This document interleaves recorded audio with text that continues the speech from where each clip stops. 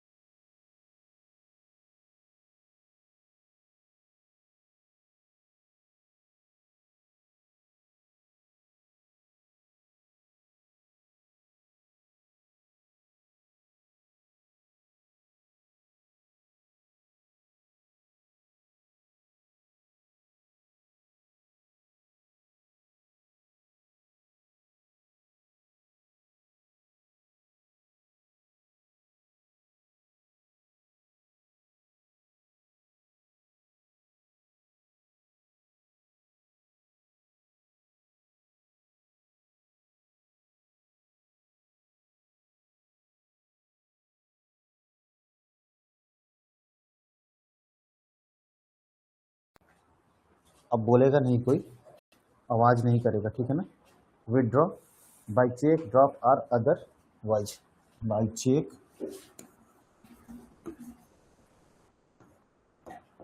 Draft, otherwise.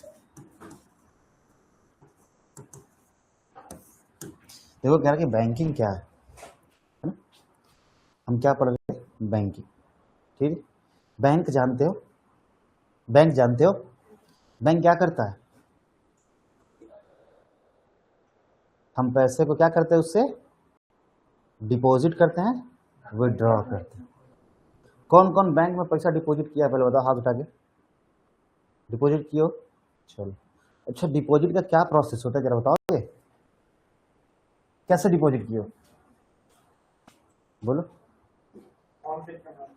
अरे चुप रहो, तुमसे पूछ रहा हूँ मैं, पूछूंगा अभी तुमसे भी पूछूंगा। हाँ बताओ, बताओ फटाफट फटाफट। हाँ, प्रोसेस क्या है?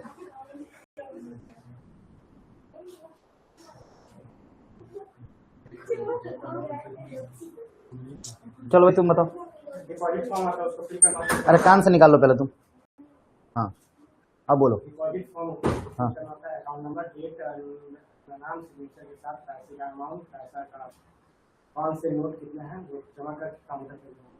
अच्छा, डिपॉजिट हो जाता है। और विड्रॉ करना होता तो वहाँ पे विड्रॉ फॉर्म होता है, ठीक है। दूसरे वाले में कौन सा फॉर्म होता है? विड्रॉ फॉर्म होता है। हाँ चलिए देखो भाई क्या कह रही है, देख लेते हैं। Accepting for the purpose of lending और इन्वेस्टमेंट ऑफ डिपॉजिट, ठीक है, of money from the public. क्या कह रहे हैं? Accepting of deposit of money from the public या रीपेएबल ऑन डिमांड, या उनके हम क्या करते हैं, जब वो डिमांड करते हैं तो उन्हें बैंक क्या करता है? रीपे करता है। जैसे बैंक में हमने अपना पैसा जमा किया, बैंक में हमने क्या किया, ये देखो ध्यान से, अब पहले बैंक ही समझ लो तुम। ये एक मान लो बैंक है, यहाँ जाते हो, अलग अलग कर्मचारी अलग अलग जगहों पे बैठे होते हैं, ठीक है। ये क्या करते हैं भाई, आपको सर्विस अवेलेबल कराने के लिए ही बैठे हैं, ठीक है ना, आपकी सेवा करने के लिए बैठे हैं, ठीक है। जो भी एम्प्लॉय इसके अंदर बैठे हैं वो किसके लिए बैठे हैं, आपको सर्विस प्रोवाइड करने के लिए बैठे हैं, ठीक है। आप क्या करते हो भाई, आप जाते हो, जिस तरीके का काम होता है आप उस तरीके के विंडो पे जाते हो, यानी जिस टेबल पे जाते हो और काम कराते हो, जैसे तुम्हें अकाउंट ओपन कराना है उस टेबल पे जाओगे, वो सारा प्रोसेस करेगा। पैसा डिपॉजिट करना है तो उस टेबल पे जाते हो, उस तरीके से काम होता है। विड्रॉ करना है उस टेबल पे जाते हो, उस तरीके से काम होता है ना। तो जैसा भी आपको काम करना होता है वो सारी फैसिलिटी आपको ये प्रोवाइड करता है, ठीक है। तो हम क्या करते हैं, हम बैंक के माध्यम से क्या करते हैं, पैसा डिपॉजिट करते हैं अपना बैंक में, उससे पैसा विड्रॉ भी करते हैं अकॉर्डिंग टू डिमांड, जैसा हमें आवश्यकता होती है, ठीक है। हम उससे लोन भी लेते हैं, उधार भी लेते हैं, क्या करते हैं, उधार भी लेते हैं, ठीक है। जरूरत पड़ती है तो बैंक से उधार लिया जाता है ना, लोन लिया जाता है, ठीक, जिसे वो लोन बोलते हो उसे उधार बोलते हैं हम, ठीक है। चलो, हम बैंक से क्या लेते हैं, लोन भी लेते हैं, ठीक है, और बैंक में पैसा जमा भी करते हैं, ठीक है ना। हम करते हैं मतलब पब्लिक, यानी पब्लिक को फैसिलिटी देने के लिए, सर्विस प्रोवाइड करने के लिए सारी चीज़ें की जाती है, बैंक बनाया जाता है, ठीक है। कौन से एक्ट के थ्रू बनाया जाता है, बैंकिंग रेगुलेशन एक्ट 1949, ठीक है जी। चलो आगे देखते हैं, फिर क्या करें, deposit for money from public repayable on demand, यानी हम उन्हें रीपेबल भी करते हैं, यानी वापस बैंक उन्हें पेमेंट भी करता है। Otherwise and withdraw by cheque, किसके थ्रू, चेक के थ्रू।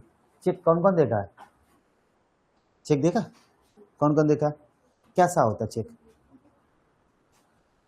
चेक कैसा होता है बता, हाँ ऐसा होता है, हाँ ठीक है, एक पेपर होता है ऐसा, ठीक है। यहाँ पे क्या लिखा था, रुपी, ठीक है, ऐसे ऐसे लाइन होता है, ठीक है, ऐसा लाइन होगा, फिर यहाँ पे क्या होगा, साइन, किसका, पे करने वाले का, ठीक है, तो किसका, पे करने वाला, है ना। चेक कितने तरीके के होते हैं, चेक कितने तरीके के होते हैं,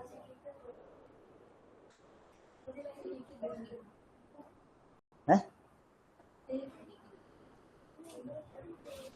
एक होता है क्रॉस चेक, क्या होता है, क्रॉस, एक होता है बियरर, कौन सा होता है, बियरर चेक, दो चेक होते हैं, एक क्रॉस चेक होता है, यानी कि हम जब चेक पे वो करते हैं ना, यहाँ पे दो ऐसे लाइन मार देते हैं, ठीक है, ये दो लाइन मार देते हैं, क्यों मारते हैं भाई, ये क्रॉस करना जरूरी होता है इसको, क्यों करते हैं भाई, क्योंकि हम जिसके नाम से इशू करते हैं ना, मतलब जिस पर्सन के अकाउंट में देना चाहते हैं उसका यहाँ पे नाम होता है, जैसे मेरा नाम है, यहाँ पे प्रकाश हो गया, अकाउंट नंबर डिटेल यहाँ पे डाल दिया और सिग्नेचर कर दिया, तो उतना अमाउंट और सारी चीज़ यहाँ पे फिल की जाती है। और बियरर में क्या है, ऐसा ही फॉर्मेट का एक चेक होता है, और वो क्या करता है, ऐसा रुपीज़ डाल देता है 15,000, डेट नहीं डालता, और क्या करता है यहाँ पर अपना साइन कर देता है, जिस दिन उसको लेना होगा वो क्या कर लेगा, उस पर साइन करके बियर कर लेगा। आ गई बात समझे, दो तरीके का चेक होता है, कौन सा, एक क्रॉस, एक बियरर, ठीक है। अभी तुम्हारे लिए इतना काफ़ी है, ठीक है ना, फिर आगे पढ़ेंगे, जब चेक पढ़ेंगे तो इसको पढ़ेंगे, अभी के लिए इतना ही था। इसको मिटाऊं, साइड में करके लिख दूं, चलो देखते हैं जरा से इसको, क्या करा कि क्या करता है भाई, ये पब्लिक से पैसा उधार लेता है, पब्लिक को पैसा, पब्लिक का पैसा क्या करता है, पब्लिक को पैसा उधार देता है, पब्लिक का पैसा जमा करता है, पब्लिक को क्या करता है, डिमांड पे उसके मनी प्रोवाइड करने का भी काम करता है ना, उसे वापस विड्रॉ करने की फैसिलिटी प्रोवाइड करता है, ठीक है।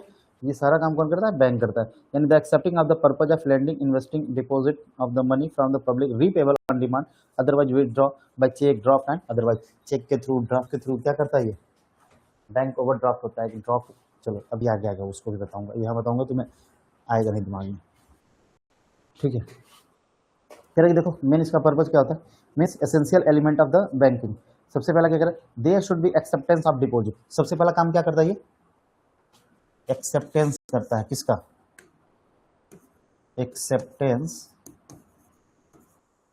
ऑफ डिपॉजिट, यानी ये डिपॉजिट को क्या करता है बाबू, एक्सेप्ट करता है, यानी हम जब जमा करने जाते हैं पैसा ना, तो वो पैसे को क्या कर लेता है, एक्सेप्ट करता है और हमारे अकाउंट में क्या कर देता है, जमा कर देता है। ठीक है ना, अपने अकाउंट में जमा करता है। किसके अकाउंट में जमा करता है, वो अपने अकाउंट में जमा करता है। देखो करिए क्या अपने, अरे नहीं, तुम्हारे अकाउंट जो ओपन है ना उसी में पैसा जमा करता है। ठीक है, चलो क्या कह रहे हैं, the deposit should be received from the public. Deposit कहाँ से उसे रिसीव होती है, डिपॉजिट कहाँ से रिसीव होती है उसको, डिपॉजिट रिसीव्ड फ्रॉम पब्लिक। किससे रिसीव होती है बाबू, उसको जो डिपॉजिट रिसीव होती है वो किससे होती है, पब्लिक से होती है। हो जाओ उस पर, हो जाओ इधर ही से आ जाओ, आगे वाले पे रख लो, आगे वाले पे रख लो, इधर ही रख लो। हो जाओ। कितने स्टूडेंट हो रहे हो तुम लोग, उतनी चेयर की मैं व्यवस्था करा देता हूँ इसमें। अभी और भी आना है कोई, अभी स्टूडेंट करण और अंकित 2 चेयर और, टोटल कितने हो रहे हो बाबू तुम लोग, 5 4 9 4 13, यानी 15 चेयर चाहिए है ना। 15 तो है ही, इसको हटा देंगे तो ये फ्री हो जाएगा, इसको नीचे रख लेंगे। एक वो है, ठीक है, एक पीछे भी लगवा देते हैं हम। ठीक है, तो आई होप कि इतना में होना चाहिए, बाकी बचेगा तो इधर भी लगवा दूंगा मैं, कल से देखता हूँ। अभी जब तुम लोग क्लास कर लेना ये वाला, तो देखना बाहर में अगर चेयर होगी ना तो तुम यहाँ ला के एक चेयर और रख लेना। ठीक है, ठीक है। अगला कह रहा है, देखो the deposit should be received from the public, यानी क्या करती है बाबू, ये किससे डिपॉजिट रिसीव करती है, रिसीव करती है किससे, पब्लिक से रिसीव करती है। ठीक है, रिसीव्ड, ठीक है, पब्लिक से रिसीव करती है। पब्लिक कौन है, हम और आप, जो क्या करता है, बैंक में पैसा जमा करता है। ठीक है, क्या करता है, पैसा जमा करता है। क्यों भाई, हम अपने पैसे को सिक्योर रखने के लिए कहाँ जमा करते हैं, बैंक में रखते हैं। तो बैंक उसके बदले हमें क्या देता है, कितना देता है, 5% देता है। किस पे 5% देता है, वो अरे भाई पैसे हम अलग अलग तरीके से जमा करते हैं। एक हमारा होता है सेविंग अकाउंट, दूसरा होता है करंट अकाउंट, तीसरा होता है रिकरिंग अकाउंट, चौथा होता है फिक्स्ड अकाउंट। कौन से अकाउंट में जमा करना चाहते हो, सेविंग अकाउंट में। तो सेविंग अकाउंट में जब तुम पैसा जमा करते हो तो तुम्हें कितना इंटरेस्ट मिलता है उधर से, 2%, नहीं 2% नहीं मिलता, 3% मिलता है। कितना मिलता है, 3% मिलता है, लगभग 3% के लगभग मिलता है ना। अब सोचो एक बात, देखो तुम्हें एक अच्छा सा चीज़ दिखा रहा हूँ, समझना। तुम्हारे पास 1 लाख रुपया है, कितना है, 1 लाख रुपीज़ है। ठीक है, आपने इसे किसको दिया, बैंक को दे दिया ना। अभी इकोनॉमिक्स का टर्म है CRR, कैश रिजर्व रेशियो।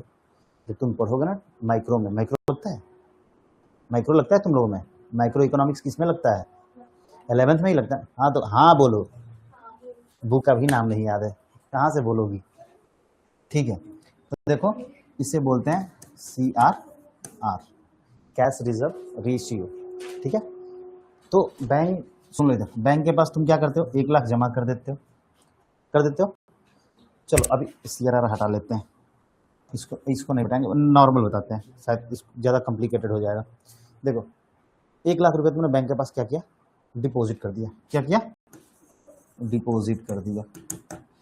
अब तुम कहोगे कि सर इसके फंक्शन पढ़ाने थे, आप सवाल क्यों करा रहे हैं, मैं बता दे रहा हूँ समझने के लिए। आपने 1 लाख रुपया क्या किया, वहाँ पे जमा कर दिया, डिपॉजिट कर दिया। अब ये बैंक आपको 1 लाख पे 3% के रेट से क्या देगा, इंटरेस्ट देगा। तो साल में आपका पैसा कितना हो जाएगा, 1,03,000, यही होगा ना। और 1 लाख का 3% 3,000 ना होगा, तो कितना हो गया, साल में बढ़ के 1,03,000, 1,03,000 होगी बात। अब सुनो, अब तुम सोचो कि बैंक तो बेनिफिट ही दे रहा है, अरे हम तो पैसा रखे हैं तो रखने का चार्ज भी नहीं ले रहा है, और ऊपर से हमको क्या दे रहा है, इंटरेस्ट भी दे रहा है, तो हमें नुकसान ही क्या है, रख देते हैं बैंक के पास। तुमने सोच लिया, ठीक। बैंक क्या करता है, आपने बैंक के पास रख लिया ना, ठीक है। अब तुम पर्सन ए थे, क्या थे, ए थे। अब पर्सन बी कहाँ गया, बैंक के पास, कहाँ गया, बैंक के पास। क्या, और बैंक से बोला कि हमें ना 80,000 का लोन चाहिए। कितने का चाहिए, 80,000 का लोन चाहिए। अब बैंक क्या करेगा, आपका पैसा वैसे फिक्स थोड़ी रखा रहता है, इसी में से उठाएगा और 80,000 किसको दे देगा, बी को, और बोलेगा कि भाई देखो हमारा इंटरेस्ट रेट क्या है, मान लो 10% है, कितना है, 3% है। अब इनसे इंटरेस्ट वो कितना रिसीव करेगा, 8,000, अरे 80,000 का 10% कितना होगा, 8,000 होगा। छोटा सा कैलकुलेशन है, दिमाग खोल के रखो, अकाउंट में बहुत काम आएगा, है ना। ठीक है, तो 8,000 हो गया। अब भाई देखो वो पब्लिक से कितना लिया, 8,000 ले रहा है, अभी 80,000 पे, ये भी तो 20,000 इसके पास बचा ही है। फिर कोई पर्सन सी आएगा, उसको भी 20,000 की जरूरत होगी तो उसको भी देगा, और क्या कहेगा कि भाई तुम भी कितना दो, 10%। तो इसका 10% कितना हो गया, टोटल कितना हो गया, कितना रुपया हो गया, क्या सिर्फ इंटरेस्ट इसका साल का, साल में आपको कितना दे रहा है, 3%, ले कितना रहा है, 10%। तो 3% दे दिया तो 7% बचा, यानी 7,000 रुपये साल में बेनिफिट हुआ ना। तो अगर ये सर बहुत चालाक है, हाँ नहीं चालाक बनेगा तो फिर बैंक चलेगा कैसे, इतने उसके स्टाफ है, इतने उसके खर्चे हैं, एक्सपेंसेस, वो कहाँ से मेंटेन होगा। तो इसी तरीके से बैंक क्या करता है, सर्विस प्रोवाइड करता है। ठीक है, बैंक जब आपको उधार देता है तो उसके बदले में इंटरेस्ट चार्ज करता है ना, और जो इंटरेस्ट हम पे करते हैं उसी से जिसका फिक्स डिपॉजिट होता है उसको क्या देता है, वो इंटरेस्ट भी देता है और अपना एक्सपेंशन भी करता है। बात समझ आ रही, ये तो मैंने सिर्फ 1 लाख पे बताया ना, ऐसे बहुत सारे हैं। मोटरसाइकिल लेने जाओ तो हम आज क्या करते हैं, EMI पे ले लेते हैं, टीवी भी लेना है चलो EMI पे ले लेते हैं, ठीक है, फ्रिज लेना है EMI पे ले लेते हैं, बहुत सारा सामान, मोबाइल भी लेना है तो कहाँ लेते हैं, EMI पे। और जब भी हम EMI पे कोई सामान लेते हैं तो क्या करते हैं, उसके बदले एक्स्ट्रा पेमेंट करते हैं, किसके रूप में, इंटरेस्ट के रूप में, किसके रूप में। अब वो इंटरेस्ट किसको मिल रहा है, और तुमको पता है हमको लग रहा है ना पर डे कम से कम पर डे 10 लाख फोन ऐसे होते होंगे जो EMI पे सेल होते होंगे पूरे भारत में। 10 लाख तो बहुत कम अमाउंट है, बट मैंने 10 लाख ही बोल दिया। तो एक बात समझो जरा सा कि 10 लाख मोबाइल है ना, क्या होते हैं, EMI पे जाते हैं, ठीक है, छोटा बड़ा मिला के। और मान लो कि हर फोन पे कितना आता है, 2,000 रुपये भी पकड़ लो, कितना, 2,000 बस। तो अब देखो 10 लाख में 6 गुना और इसमें 0, अब सॉरी यहाँ पे 1 कर लो, 3 इधर का है और 6 पीछे का है, 2 3 4 5 6। अब इतना अमाउंट काउंट करो, 1 अरब, कितना कितना, 1 अरब। अब 1 अरब क्या है इसका, सिर्फ इंटरेस्ट सब बेनिफिट हो गया किसको, बैंक को, सिर्फ मोबाइल बेचने से। बात समझ रहे हो, ऐसे कार बिकता है, घर बिकता है, बाइक बिकती है, और भी बहुत सारे इंस्ट्रूमेंट है ना। तो सोचो बैंक को कितना फायदा हो रहा है, बात समझ रहे हो। तो बैंक आपको क्या देता है, पैसा देता है, उसके बदले आपसे क्या करता है, वो इंटरेस्ट चार्ज करता है, ठीक है। और उसी इंटरेस्ट से अपने बिजनेस का क्या करता है, अपना बैंकिंग का क्या करता है, एक्सपेंशन करता है, ठीक है। चलो आगे देखते हैं, ये बात समझ में आई कि बैंक कैसे काम करता है। बैंक हमसे पैसा लेता है, वापस हमें ही क्या, हमसे जमा कराता है, उसी पैसे को क्या करता है, दूसरे को उधार देता है, और जब दूसरे को उधार देता है तो उससे क्या करता है, ब्याज लेता है, इंटरेस्ट लेता है, ठीक है। और उसी इंटरेस्ट से क्या करता है, अपने वर्कर की सैलरी पे करता है, अपना एक्सपेंशन करता है, अपने जो भी खर्चे होते हैं उसमें लगाता है, ठीक है। और अपने बिजनेस का विस्तार भी करता है, ठीक है। चलो बेसिकली बात की बात। अब देखो क्या, the deposit should be repayable on the demand और expiry of the term of after the specific period, यानी कि जो स्पेसिफिक पीरियड है उसके बाद वो क्या करता है, जैसे आपने फिक्स डिपॉजिट किया 10 लाख रुपया, क्या किया, फिक्स्ड किया, कहाँ पे, फिक्स्ड अकाउंट में फिक्स डिपॉजिट कर दिया। तो आपने 10 साल के लिए क्या किया, 10 ईयर के लिए फिक्स्ड कर दिया। अब ये 10 ईयर के लिए क्या हो जाएगा, होल्ड हो जाता है, ठीक है। 10 ईयर के लिए क्या हो जाएगा, होल्ड हो जाएगा। 10 ईयर के बीच में निकालेंगे तो इसका ज़्यादा बेनिफिट आपको नहीं मिलेगा, लेकिन आफ्टर 10 ईयर मिलने बाद निकालेंगे ना तो ये 10 का कितना मिलेगा आपको, डबल। तो वाह कितना अच्छी बात है, बोलोगे ना तो। लेकिन आपको पता है कि इस 10 सालों में बैंक ने आपके 10 लाख रुपए से कितना कमाया, लिखा है, देखो थोड़ा सा देख लो, थोड़ा सा देख लो कितना कमाया। हमने बैंक को कितना दिया, 10 लाख, कितने दिनों के लिए, 10 सालों के लिए। अब 10 लाख पे 10 लाख रुपए को अगर वो लोन देता है कितने के हिसाब से, कितने के हिसाब से, 12% के हिसाब से भी, हाँ? कितने परसेंट के हिसाब से? 12% के हिसाब से। तो कितना हो गया बाबू? 1,20,000 रुपये उसका क्या हो गया? सिर्फ ब्याज हो गया 1 साल पर। ठीक है, कितना हो गया? 1,20,000, है ना? तो हम कह रहे हैं कि कुछ दिन के लिए, जितने मान लो 1 साल के लिए, तो जो पैसा लेता है क्या करता है? पैसा तुरंत उड़ा देता है? नहीं, कहता है कि इनको बैंक में रखे रहो। क्या करेंगे? जैसे जैसे जरूरत पड़ेगी हम क्या करते हैं? बैंक से निकाल लेंगे। ऐसी ही बात होती है ना कि हम पूरा पैसा एक ही बार में निकाल कर घर रख लेते हैं? नहीं, हमें जैसे जैसे जरूरत होती है हम क्या करते हैं? बैंक से पैसे निकाल जाते हैं। तो मान लो कभी कभी अब सारा 10 लाख रुपया निकाला, 10 लाख रुपया एक ही दिन में खर्च नहीं करता है। वो क्या करता है कि भाई 1 लाख रुपया अभी खा लेते हैं, फिर जरूरत होगी तो निकाल। तो जितना दिन वो होल्ड करता है उतने दिन में उसी पैसे को फिर बैंक किसको देता है? लोन पे देता है। अगली बात सुनिए, जितनी बार आप जमा करते हो उतनी बार वो क्या करता है? लोन पे देता है। चलो ऐसे भी नहीं सर, सिंपल टर्म में समझ लो, 12% के हिसाब से क्या दे दिया उसने? इंटरेस्ट दिया। तो कितना दे रहा है भाई? अगर किसी ने इससे उधार लिया तो कितना ले रहा है वो? 12% ले रहा है ना। 12% ले रहा है तो 1,20,000 रुपये ये क्या दे रहे हैं हर साल? ठीक है, और ये 12 लाख इसमें जुड़ के कितना हो जाएगा? अब 11,20,000 हो जाएगा ना। अब इस पर चक्रवृद्धि ब्याज लगेगा, कंपाउंड इंटरेस्ट लगेगा। क्या लगेगा? Compound interest. वो और जोड़ जड़ के लगा है ना, लाभ का भी इंटरेस्ट जोड़ता है, इंटरेस्ट का भी इंटरेस्ट जोड़ता है, इंटरेस्ट का भी इंटरेस्ट जोड़ता है, और ये थोड़ा ही समय में क्या हो जाता है आपका? दोगुना हो जाता है। बात समझ में आया आपको? चलो, नहीं समझ में आया, सिंपल सी बातों में समझ। 1 लाख तो 10 साल में कितना हो जाएगा? 12 लाख हो जाएगा ना। 10 साल में कितना हो जाएगा? हटा देते हैं दूसरी बात। अब कंपाउंड इंटरेस्ट नहीं समझ में आ रहा? नहीं समझो। 1 लाख 1 साल में कितना है? तो गुणे 10 कर लो, और ये कितना हो गया? 12 लाख। अब हमने पे कितना किया था?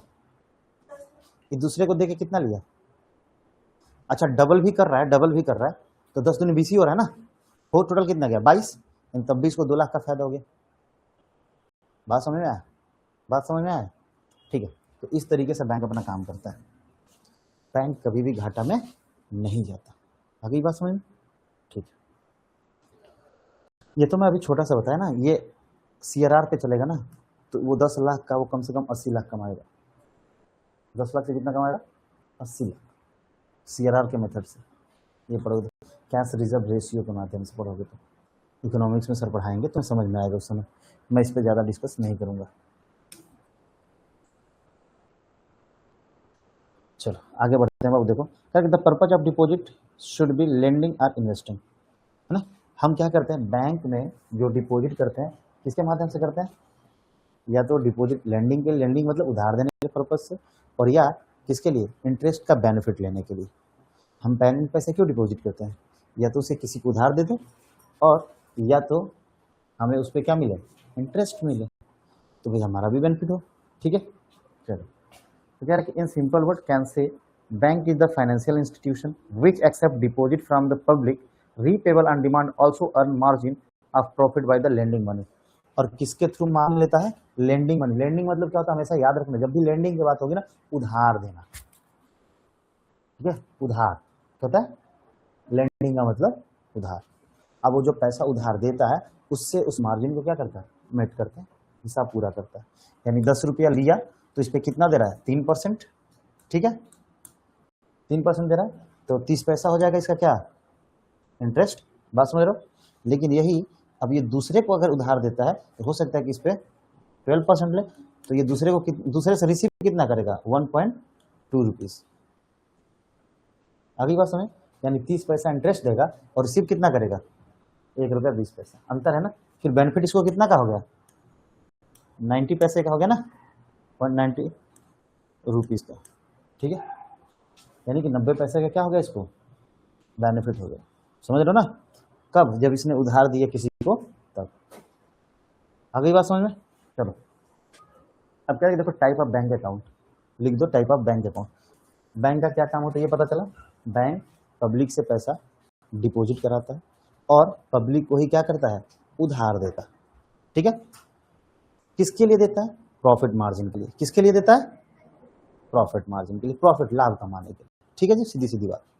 चलो टाइप्स ऑफ बैंक।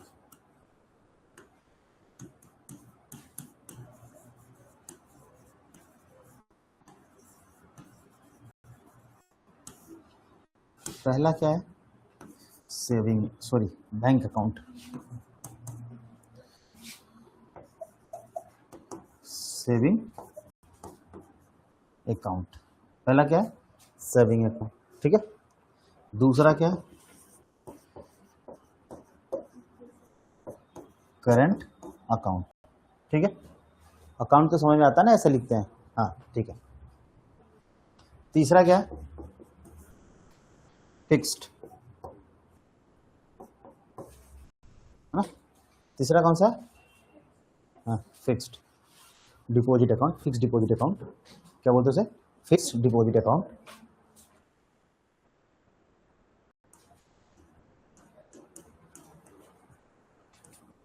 ठीक है, फिक्स्ड डिपॉजिट अकाउंट। अगला है रिकरिंग अकाउंट। रिकरिंग में क्या होता है भाई? चल आगे बताएंगे जब आगे तब। रिकरिंग अकाउंट है ना, इसमें भी थोड़ा थोड़ा करके पैसा हम जमा करते हैं। यहाँ एक ही बार जमा करते हैं, यहाँ थोड़ा थोड़ा जमा करते हैं। Recurring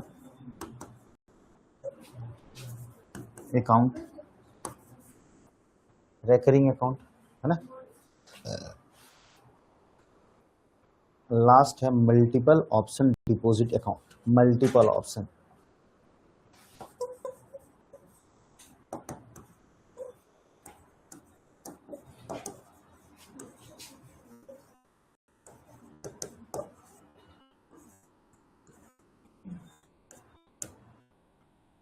multiple option deposit account, ठीक है।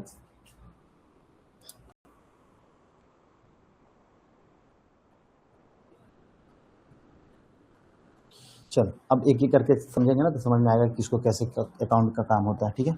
आइए बात करते हैं। नोट हो गया ये टाइप्स ऑफ अकाउंट, नोट कर लिए, ठीक है।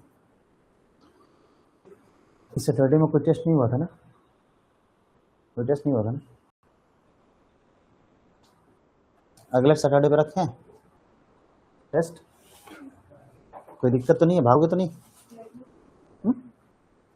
बहुत टफ नहीं देंगे, इजी देंगे, बट इसलिए देंगे चैप्टर 2 का, चैप्टर 2 का बस एक का हो गया, 2 से करते हैं। कहोगे तब करेंगे, नहीं तो बिना मन का नहीं करेंगे। नहीं करें इसको, देखो करिए नहीं करिए। अरे भाई कम से कम इसके वजह से तो थोड़ा सा पढ़ोगे। चल मैं करूं ना करूं, बेनिफिट किसको है? मैं तो आपके लिए जो भी करता हूं। ये कोई भी टीचर अपने स्टूडेंट के लिए जो भी करता है वो करता है।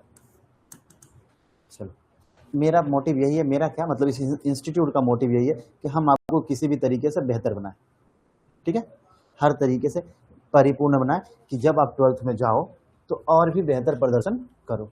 और ये जो डर टेस्ट का है, जो टेस्ट का डर है ना, वो 11th में ही हमें निकाल देना है कि तुम नॉर्मल टेस्ट भी ऐसा लो कि वो लगे कि हाँ भाई तुम बोर्ड में बैठे हो, हम तो बोर्ड का ही पेपर दे रहे हो।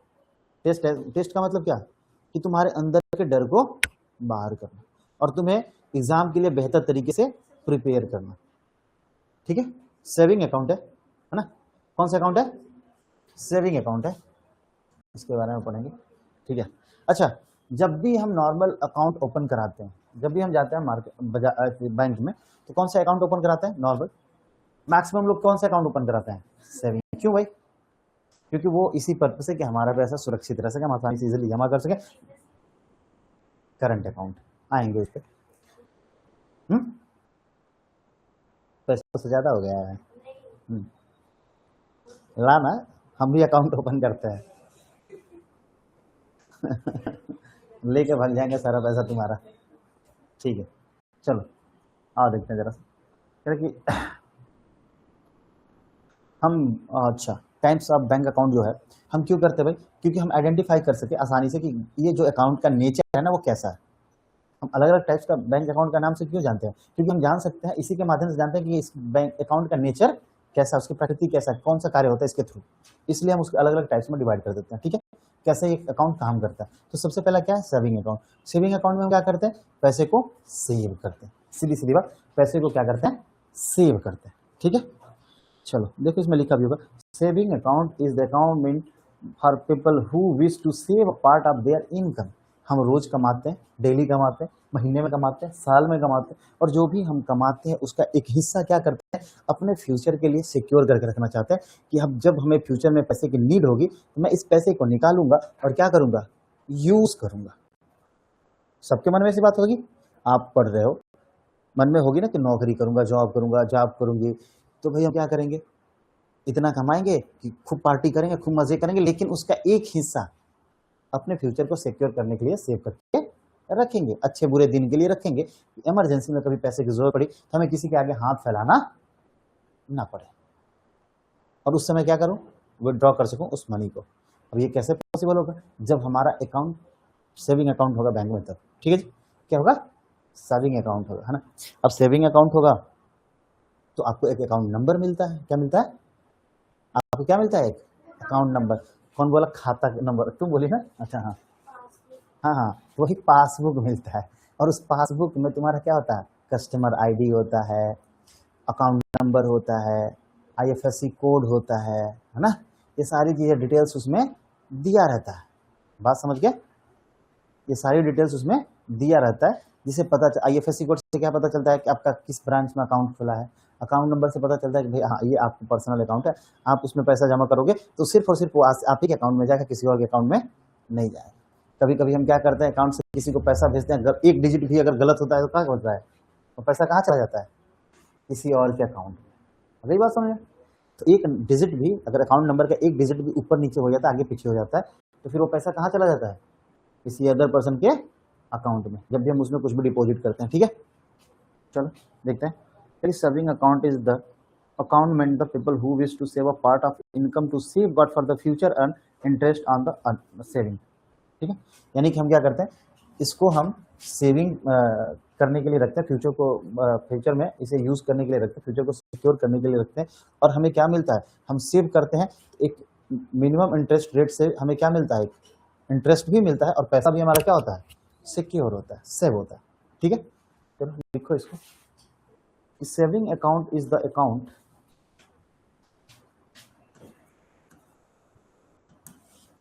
saving account meant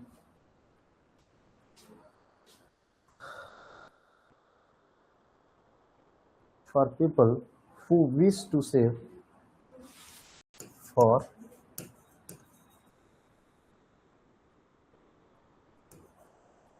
people who wish to save मतलब सुरक्षित, save a part of their income, a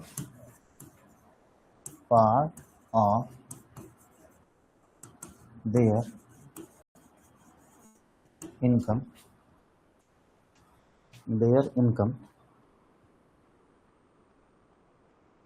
to safeguard मतलब सुरक्षा कवच की तरह काम करता है ना, सुरक्षा कवच, हाँ, टू सेफगार्ड, सेफ गार्ड मतलब सुरक्षा कवच, है ना, कि हमारी सुरक्षा करेगा, ठीक है जी, किससे, आने वाले फाइनेंशियल प्रॉब्लम से, ठीक है। चलो, safeguard the future and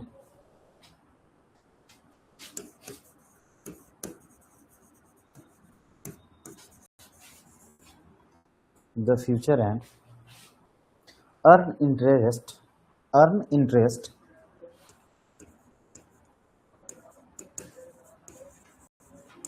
on saving, और साथ ही साथ हम क्या करेंगे, इंटरेस्ट भी अर्न करते हैं, किस पे, जो हम सेविंग करते हैं, जो पैसा हम उसमें सेव करते हैं, जो डिपॉजिट करते हैं, है ना, और हम जितने लंबे समय के लिए छोड़ते हैं उसमें क्या मिलता है हमें, एक निश्चित इंटरेस्ट भी मिलता है ना। हम क्या अर्न करते हैं, इंटरेस्ट अर्न करते हैं किस पे, जो भी हम सेविंग करते हैं, ठीक है। किसका किसका अपना पर्सनल अकाउंट है, तुम्हारा भी है, चलो तुम्हारा, तुम लोगों का, तुम्हारा है, ठीक है। पापा क्या करते हैं, तुम्हारा भी है, हाँ, पापा क्या करते हैं,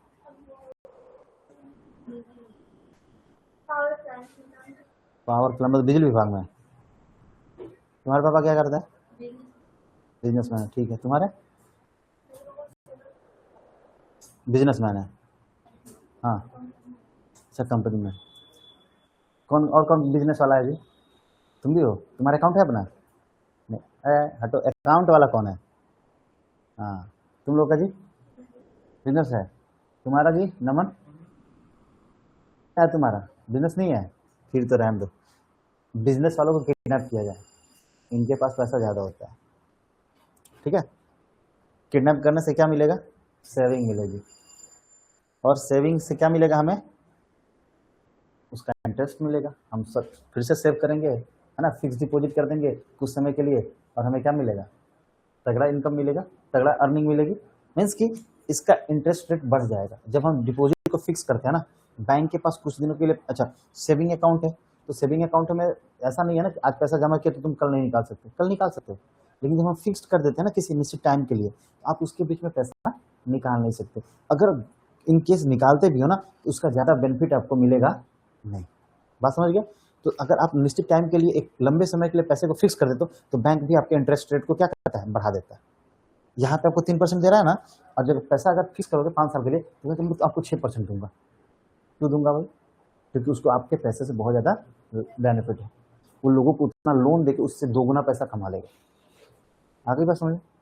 आपको देगा 5 लाख का 6% अगर देगा तो कितना हो गया? 5 लाख का 6%, 5 6 30, 30,000 हो गया। ये होगा ना? हाँ 30,000 ही होगा, 30,000 ही होगा। 30,000 दे रहा है आपको 1 साल का, और वो उससे 5 लाख कमा लेगा साल में। ये अंतर है उसमें, समझ गए? चलो, नहीं समझे तो भी कोई बात नहीं। देखो कह रहा है saving account is the account meant the people who wish to the save a part of in her income, है ना। ये क्या करता है? His income. जो भी पर्सन क्या करता है, कमाता है, वो अपने इनकम का कुछ ना कुछ एक पार्ट क्या करता है? सेव करना चाहता है। तो कहाँ सेव करेगा भाई? तो कह रहा है कि इनकम डेफ safeguard to for future, यानी फ्यूचर के लिए सेव करता है। किसके लिए? And earn interest on the saving, और उस सेविंग पे भी क्या करता है? सेविंग पे क्या अर्न करना चाहता है? इंटरेस्ट। तो इसलिए वो क्या करता है? बैंक में पैसा डिपॉजिट करता है, तो वहाँ पे उसका पैसा भी सुरक्षित रहेगा, और उसको क्या मिलेगा? इंटरेस्ट के रूप में अर्निंग भी होगी, ठीक है, कमाई भी होगी, ठीक है। नहीं कहता कोई कोई कि भाई देखो हमारे पास तो इतना पैसा है कि हम उसको फिक्स कभी कर देंगे ना तो जिंदगी भर आराम से खाएंगे। बस समझ में? उसके एक हिस्सा क्या कर देंगे? खाते रहेंगे, दूसरा फिक्स कर देंगे, तो फिर वो डबल हो जाएगा, तो फिर उसको खाएंगे, फिर उसका एक हिस्सा डबल क्या करेंगे? करते जाएंगे, चलते जाएंगे, ठीक है। ऐसा गांव में लोग डायलॉग मारते हैं, पता नहीं आप लोगों ने सुना कि नहीं सुना, ठीक है।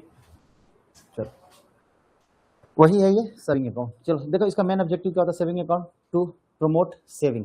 क्या है? सेविंग अकाउंट का जो मेन पर्पज होता है क्या कहता है? आपके अकाउंट को सेविंग को हम क्या करें? प्रमोट करें कि आप ज़्यादा से ज़्यादा पैसा क्या कर सको? सेव कर सको, ठीक है भाई। ज़्यादा सेव करोगे तो फ्यूचर में ज़्यादा यूज़ भी करोगे, ठीक है। जब भी जरूरत पड़ेगी आप फटाफट विड्रॉ करोगे और क्या करोगे? उसे यूज़ करोगे। और लेकिन अगर सेविंग भी आपने नहीं किया तो फ्यूचर में अगर ज़रूरत पड़ी तो क्या करना पड़ेगा? लोन लेना पड़ेगा, यानी एक्स्ट्रा बर्डन अपने सर पे लेना पड़ेगा, क्योंकि उसको आपने इंटरेस्ट भी देना है, और इंटरेस्ट आपके इतना नहीं देना है, 3% नहीं देना है, उससे कहीं 3-4 गुना अधिक देना है। आगे बात समझ में? ठीक है। क्या देखो, the main objective of the saving account is the purpose for saving. Saving के पर्पस से आपको अकाउंट ओपन होता है। Saving account can be open with the minimum initial deposit that the varies from bank to bank. करके देखो, saving account open करने के लिए एक निश्चित अमाउंट देना पड़ता है, जो हर बैंक का अलग अलग होता है। जैसे यूनियन बैंक में जाओगे 1,000 रुपया लगता है मिनिमम डिपॉजिट, है ना, आपको इतना मेंटेन करना है।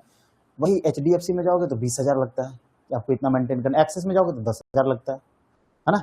आपको मिनिमम इतना दोगे तो अकाउंट ओपन होगा, और मिनिमम उतना मेंटेन करके उसमें रखना है, आप उसको विड्रॉ नहीं कर सकते, ठीक है। क्या नहीं कर सकते? विड्रॉ। तो भाई वेरी होता है, अलग अलग होता है ना, अलग अलग सेविंग अकाउंट के पर्पज से अलग अलग बैंक का अपना अपना क्राइटेरिया है। Initial deposit that varies from bank to bank. There is no restriction on number of the amount of deposit. आपका कोई रिस्ट्रिक्शंस नहीं है, कितना भी क्या कर सकते हो? अकाउंट ओपन कर सकते हो अलग अलग बैंक में, लेकिन एक ही बैंक में 2 अकाउंट ओपन नहीं होता है।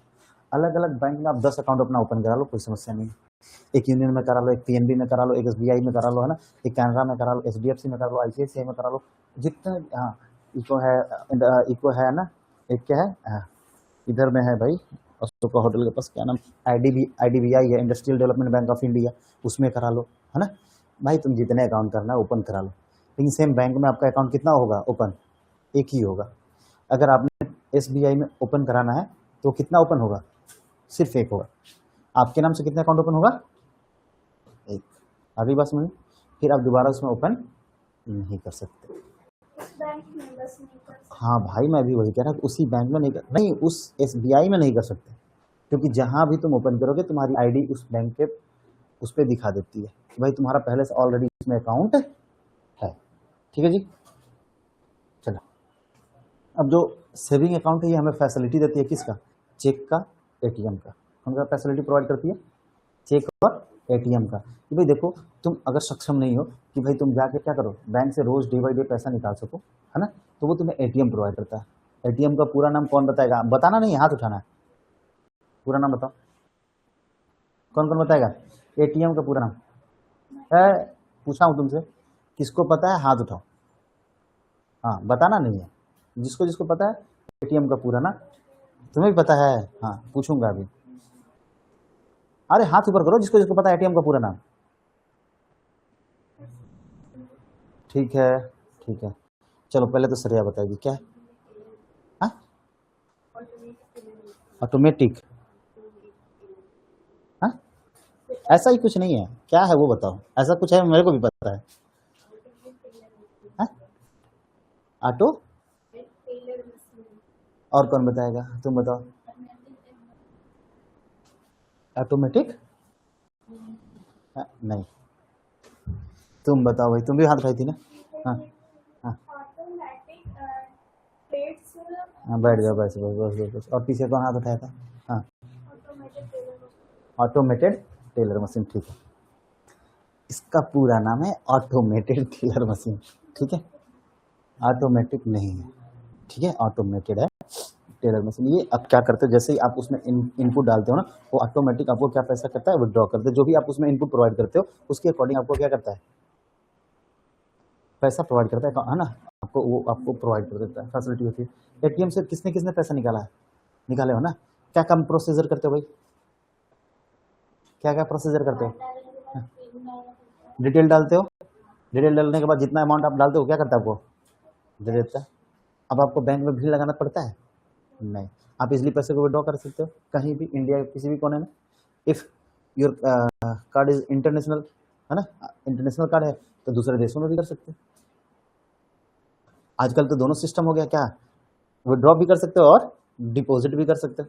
पहले नहीं था, लेकिन अब कुछ समय से क्या हो गया, डिपॉजिट मशीन भी आ गई है। आप उसी ATM में डिपॉजिट भी कर सकते हो और उसी ATM में क्या कर सकते हो, विड्रॉ भी कर सकते हो। ठीक है, ATM से कितने कितने कितने लोगों ने पैसा जमा किया है? ATM के थ्रू कितने लोगों ने पैसा जमा किया है, डिपॉजिट किया है? तुम किए हो? क्या क्या होता है, कैसे होता है?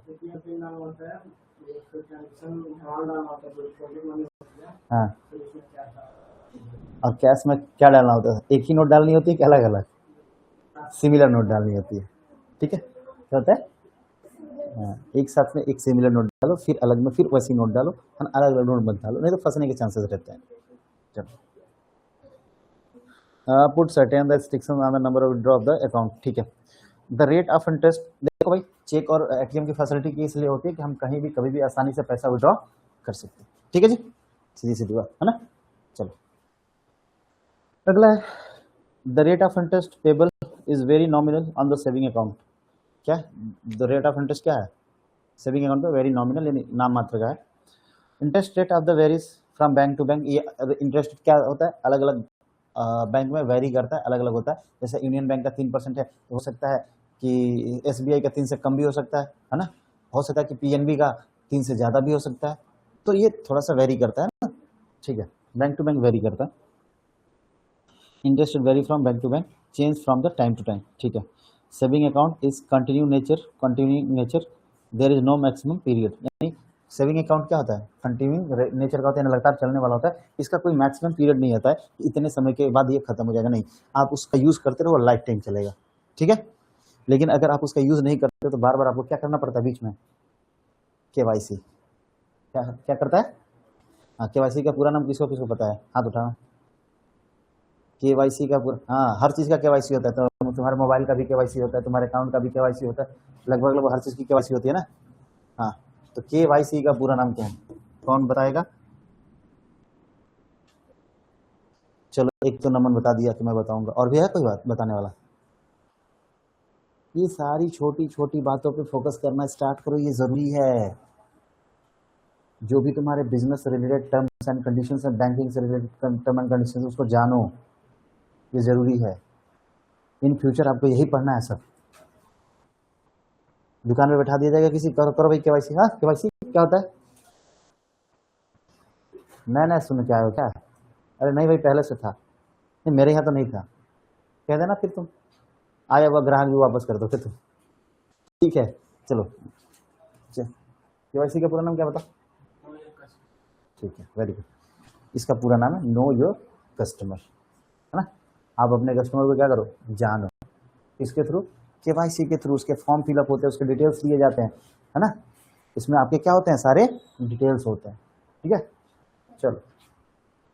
Correct. Benefit and advantages of the saving account, क्या एडवांटेजेस हैं सेविंग अकाउंट के, जरा इसको भी देख लेते हैं ध्यान से, फिर खत्म कर देंगे क्लास। टाइम हो गया, चलो अब आगे नहीं पढ़ेंगे, टाइम हो गया। ठीक है, कितने बजे क्लास चल रहा था? 3:30। हाँ, तो फिर आगे कंटिन्यू नहीं करेंगे, आगे करेंगे।